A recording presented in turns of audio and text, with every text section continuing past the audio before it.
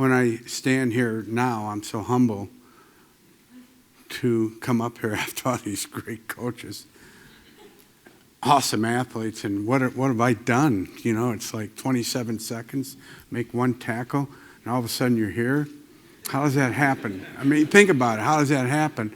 I think listening to the great ones, it really, when I figured it out, it was called contribution. Can I contribute to the great ones? Can I contribute to the people who are doing the great things? Because when you look at what I've done in high school, I was not a candidate for the eyes of Notre Dame academically. Still haven't taken my SATs, ACTs. That shows you that if you really dream big, you can find a way to get to Notre Dame or places you need to go. Charles Dutton said it best when he walked on set. He says, Rudy, you know why I took this part? He played the janitor in the movie. I said, no, I don't, Mr. Dutton, but it's fun to see you here. And he says, look, I've been in prison for 10 years. When I was in prison, I changed my attitude. What I did, I got rid of all my goofy thoughts. And I start looking at life. I start cleansing where the Lord wanted me to go. So I went from jail to Yale. He says, someday you'll tell my story. So I just did.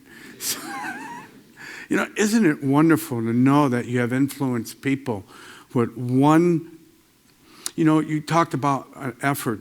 You talked about, you know, luck meets preparation that we all do, we dream. But the key is, and I will say this to everyone in here, to anything we do, I don't care where you're at in your life or what you need to do, it's called get rid of a goofy thought, because we all live with goofy thoughts. We're all going to think of why we can't do something or who we think we are when we are someone already. You wouldn't be here if you weren't someone.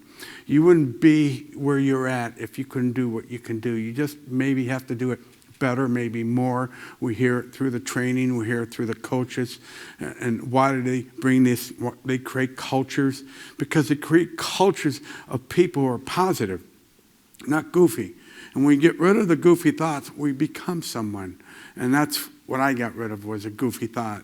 I had to. I didn't have a choice. I always thought I was too stupid or I was too short. I'm not quick enough. But when I watched a game, a Notre Dame game, I said, I can go there someday. I watched the Yankees play. I said, wow, I can play for the Yankees. Or I looked at the Green Bay Packers. I could play for the Packers someday. Well, none of that's realistic to me when you think about it, but it is. You know what? I was just in Yankee Stadium. They play the Rudy movie in the 7th inning, so I made it. So it's not a bad deal, right? They play that little clip. No one pushes us around in our house. So I made the Yankees. Green Bay, I made it in Green Bay too. You know, it's amazing at White Sox Park. My first time I wanted to play Major League Baseball. I went to White Sox Park. I saw Benny Minoso hit a home run. I said, wow, I'd like to be like him someday. And I wanted to foul ball, so I got to throw out the first pitch just last week, right before the Sox start losing. And so I got to do that. So my point is this. You heard it. The coach said it. The coaches said it. Dan going to win the U.S. Open someday. He's in prep. I mean, I see it. I can see that's going to happen. It's going to happen, and because you see it, it's clarity. I know everyone that's been somebody had clarity of where they wanted to go. They also they didn't like what they were doing. I heard that too. They didn't like getting up at 4:30 in the morning with a bad shoulder and getting in that water, 40 degrees, and you got to jump in the water. But they did it, and they overcame because they did it. It's doing it. It keeps doing it. And I figure out making a movie is not that easy either. When you think about making a movie, go out to Hollywood and you say, look, I played 27 seconds. I made a tackle. Can you make a movie out of this deal? You know, they're not going to look at you like you're completely engaged in, you know, in reality. They're going to look at you, dude, where are you from? But the point is, you believe it. See, believing is so powerful. When you believe in something, it's so powerful. All your goofy thoughts go away. You know, I grew up in Joliet, south of here, and I remember going to church, and I'm one of 14, and we're all piled in one car. and there's 16 in the car, and we're strict Catholics, and you know how these Catholics are, and my dad says, "Don't look at that guy, he could be Protestant." We wouldn't look, because he said you could go to hell. I don't want to go to hell, you know. But then you go to church, you hear the priest give the Notre Dame score, and I said, wow, if I can go to Notre Dame, I can go to heaven. See how those goofy thoughts start? It's not true. None of that's true. You know, the point is, people will give you goofy thoughts. That's the challenge. You know, it starts with a dream, and it's always too soon to quit. You need good people around you. You hear the coaches and everyone say it. You hear the Olympians say it. You need encouragement. You need that culture. You need unconditional love. You need habits. You need character. You need courage. You know, you got to follow through. You just can't say it. You got to do it and keep doing it until that habit comes. It forms. It becomes the process. I hear the process. The process is more important than the deal. If you can handle the process, the journey is so important. You learn so much. There's so much you learn from, and you're going to get hit, but can you get up and take that hit? It's not how hard you hit. It's how hard you take a hit and get up and keep moving. People are going to criticize. They're going to put you down. They're going to call you names. They're going to create headlines that aren't really true. But, you know, and it's true because they want to see you down. But you're wonderful. You're going to get up and say, I'm not going to listen to that goofy stuff, because you live in your moment and you don't live in your past, and you live what you just learned from failure. Because when you fail, that means you're trying. If you're not failing, you're not trying. If you're trying, you're going to win if you learn from it. And that's the key to success. I heard it over and over again. You know, it's wonderful to know that if you try and if you fail, it knows if you learn something from that, you have a chance. You have an opportunity. Because when I was in that final 27 seconds, I thought about all the practices I went to. Said, why am I going to practice? This is stupid. Guys would say, why are you here? You don't listen to the goofy thoughts. You stay in your moment. And when that preparation happens, you go into a zone. And a zone, only athletes can explain. Only people who have clarity can explain this. You don't hear the cheers. You don't hear the noise. You don't hear anything, but you see the focus. And the focus is the deal. You know, I think when you're hit hard and you have that focus and you come back up, you learn so much from that. It's like the smile. Be happy. I heard Coach say that. Be happy. You know, if it wasn't for a happy mailman, the movie Rudy would never have been made. You know, a smile, thanking someone for a smile. And I got about 5 minutes to end this deal. You know, and I got to give you the best I can right now, because if you don't smile, you're not happy. You really aren't. You're thinking goofy is what you're doing. There's some goofy thought going on in you, and you're getting mad and angry, and there's something going on that's distracting you, and you should be happy. You're right here among the best of the best of the best. Are you kidding me? How many opportunities we get, we're not happy, we're not excited. We got to be smiling. You know, it's like I had 48 hours to get the movie decision from Notre Dame, but before that, what happened was I go out to California because of a hotel manager that says, Rudy, I love your story. Because no one really loved what I was talking about. They thought it was, Rudy, come on, get a real life. You hear that too when you're on a journey.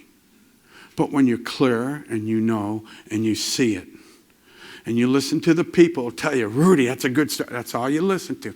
I have a friend. He's coming to town. I want you to tell him your story. I tell the friend the story. The friend says, wow, you need to go see my friend. So you go see his friend out in California, and you sit there waiting for his friend in a restaurant in Santa Monica. You're there for 3.5 hours, and you know what? He doesn't show up. So thank God I sold insurance for 10 years. See the preparation? You see, you hear no, no, no, no. Because of insurance sales, it helped me understand no. So there's a lot of work you don't want to do that you have to in order to do what you need to do, is my point. And you don't know why you're doing it, but you do it because you're committed to it. You know, you got to be the best you can in that moment. Be your best, because if you're not going to see the opportunity. You're not going to embrace it. And you get these goofy thoughts, and the opportunity is going to just go away. Never come back because you missed it. You didn't embrace it. And you know what? And I'm sitting there looking at my buddy that's saying, Rudy, the dude stood you up. And I said, you know, my friend, you're a great guy, but I got to reset my attitude. I got to refresh this deal. I got to leave you because I love you, but I got to leave you right now. And I get up and I walk outside, see that smiling mailman. And all I said to the dude, you're my man. You got the smile. You got it together. He said, where are you from? I said, Indiana right now, but, you know, I'm from Chicago, actually, but I'm living in Indiana. I'm trying to get this movie made. He said, you're trying to get a movie made? I said, where are you from? He said, I'm from Michigan, and we loved each other. We didn't hate each other. Remember that respect, coach? In Michigan, Notre Dame, you know, you respect each other. I said, wow, you know, I love you, you know, but you're happy. Why are you happy? He said, I used to pass snow out in Michigan, you know, my mail out in the snow in Michigan, but now I'm here in Southern Cal, man. Are you kidding? I said, yeah. He has gratitude. You see, gratitude. He's happy because he can do what he really doesn't want to do, but he's doing it, but he has good weather, but he's still doing it, but he's still happy. See, you can still be happy when you're not doing what you want to do. But here's the key. Something great is about to happen when you're happy. So I say to the guy, can you hear my story? And I told him my story, and he got passionate. Remember, passion is the key to everything we do. But where do you get passion? From people who encourage, who buy into what you're saying. And he says, you follow me. I love your story. Only thing I told him, I played at Notre Dame. I wasn't supposed to go there. I made a tackle, wasn't supposed to make it. I went in the Navy, came back. The Navy straightened me out. Then I went to Notre Dame. I had to go to the junior college. I said, oh, I love this journey. This is great. He's going, who's that guy that was supposed to meet you for lunch that that stood you up? I said, I said, Angelo Pizzo. Is it Pizzo? I said, yes. He said, follow me. I'm not supposed to do what I'm about to do, but I'm going to do it because I love your story. He took me right to his door. And when I knocked on his door, here was his answer. Who is it? I said, Rudy. He said, how'd you find me? I said, never mind, but you're late for lunch. He says, Rudy, I am so sorry, man, but you know, I've been up all night rewriting. I'm really sorry. I don't want to do another sports star. I already did Hoosiers. Good thing I watch Hoosiers. I watched Rocky over 100 times. Good thing I watched Rocky because that sports writer at Notre Dame, when I was after the tackle I made, and I was carried off, Bill Gleason came up to me and said, I never saw this happen at Notre Dame before. This only happens in Hollywood. Good thing he said that. Good thing that Rocky encouraged me, inspired me. Hoosiers inspired me. Movies inspired me. I get excited. Good thing I sold insurance. Good thing I met that guy with the smile and thanked him. Now this guy from Hoosiers, that wrote Hoosiers, said, I'm not going to write another sports story and I hate Notre Dame. What are my chances of him to write Rudy? Now I'm going to end my speech with 2 words. I'm going to end it. You ready? Don't live in regret. Number 1, don't live in regret. We told the Indiana University boys last week, don't live in regret. They almost beat Michigan State. Number 2, believe in everything you do. Everything. And you know, something great might happen if you stick around the right people and you inspire.